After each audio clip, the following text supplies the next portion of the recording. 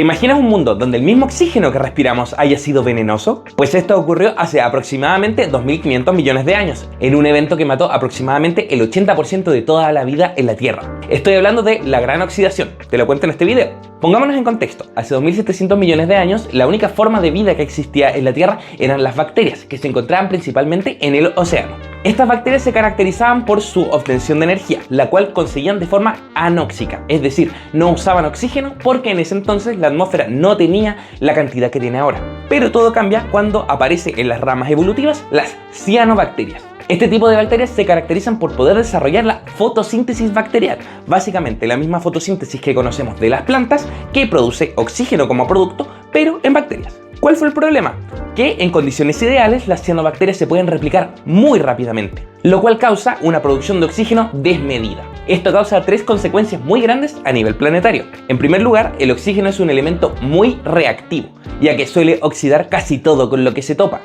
Y esto afectó a dos elementos particularmente, al carbono y al hierro. El carbono se encontraba principalmente en restos orgánicos sin pudrir que producían las bacterias al morir o al realizar sus procesos biológicos. Y al entrar en contacto con el oxígeno, comienza a oxidarse rápidamente, lo cual hace que el carbono se termine convirtiendo en CO2, dióxido de carbono. Esto también ocurre en el metano, que era el principal gas de invernadero de esa época, el cual también reacciona y comienza a convertirse en CO2, que también es un gas de invernadero, pero mucho más débil. Por el lado del hierro, este principalmente se encontraba en forma del ion hierro más 2, el cual es soluble en agua, entonces se encontraba dentro del agua marina.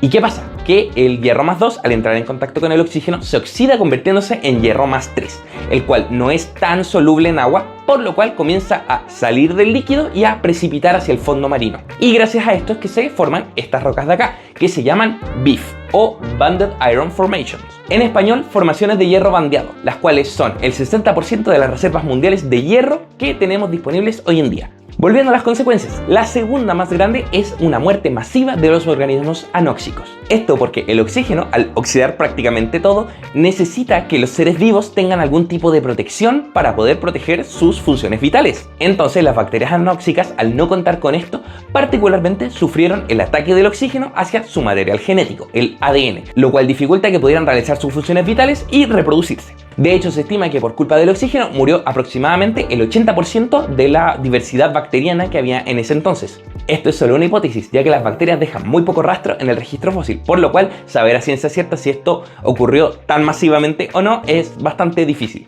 Y el tercer gran efecto, a consecuencia de lo anterior, es que los organismos se vieron obligados a generar protecciones frente al oxígeno. Esto derivó en que eventualmente lograran evolucionar las llamadas células eucariotas, de las cuales descienden básicamente casi todos los seres que vemos hoy en día, como por ejemplo las plantas, los animales, incluso nosotros, ya que entre muchas de sus ventajas desarrollaron una pared en el núcleo, la cual protege el material genético del ataque químico de elementos externos. ¿Y tú, conocías un evento tan masivamente destructivo como este? Déjamelo acá abajo en los comentarios, sobre todo si quieres que hable de ellos en otro video. Y recuerda seguirme para más geología.